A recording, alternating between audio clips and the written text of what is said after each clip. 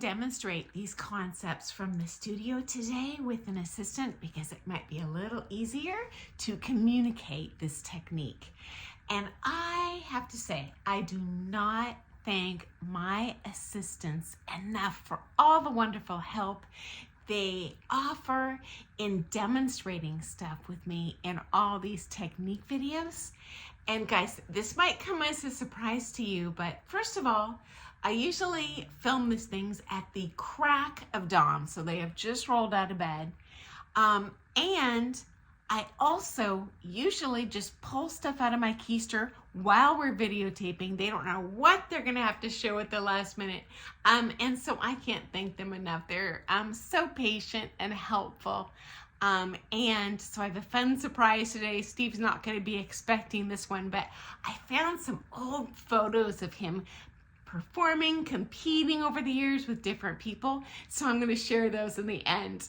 Okay guys, here we go to the studio. We are answering a question from one of our friends in the comments today regarding CBM and which side to put forward when I go backwards and forwards, or which side to go back when I go backwards or forwards. And I'm not going to be able to show this amazingly well today because obviously, as you know, I broke my leg recently. And this is the first day I've been able to cram my foot, which is still crazy swollen and black, inside of my shoe. I'm supposed to wear this boot. I'm even supposed to sleep in it. It is loose. I put it loose so we can kind of pack ice in there and clean. But other than that, doing well. And I will show you that with a partner. Thank you. So let's welcome my model, Steve. Firstly, I'm going to show whether man or lady does not matter, lead or follow. When I go backwards, I don't want to do CBM Contra body position. So that's me taking the left foot back and turning my right body to the partner. I would prefer, works better for me to think contra hip movement. So now I'm going to do it a little bit better, especially for competitive dancers if you have a closer hold. So now, whether I'm lead or follow, doesn't matter. If I go backwards, I'm going to take left foot backwards, left hip forward. So I'm not rotating the body, okay? I'm rotating left leg back, just the hip, okay? And you'll want to stretch up with the sides at all times. Now we're gonna show that going the other way. So, say I'm going forward now on my left leg.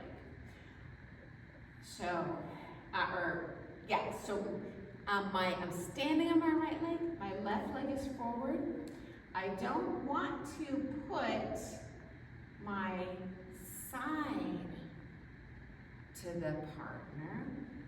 I want to think about left foot forward and I'm taking my hip to the partner. So generally speaking, I'm trying to keep the shoulders flat and just rotate the hips underneath. So we'll show that again.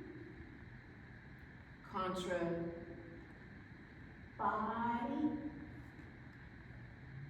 versus contra hip. I'm going forward with the left leg, forward with the right hip. Again, as lead or follow.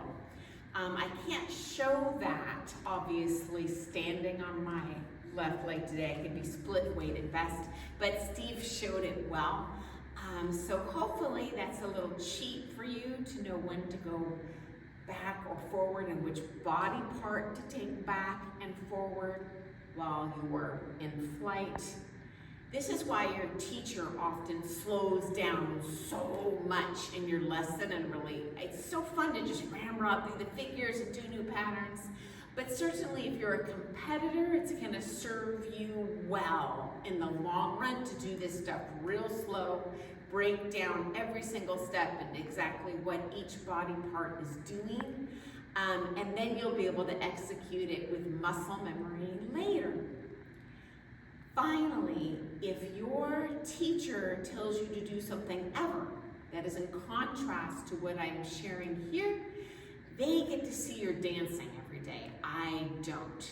So I always paint with a broad brush. This will help most dancers, but there's always an exception.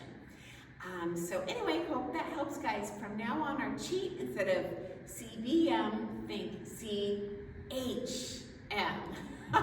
or CHP, hip instead of body.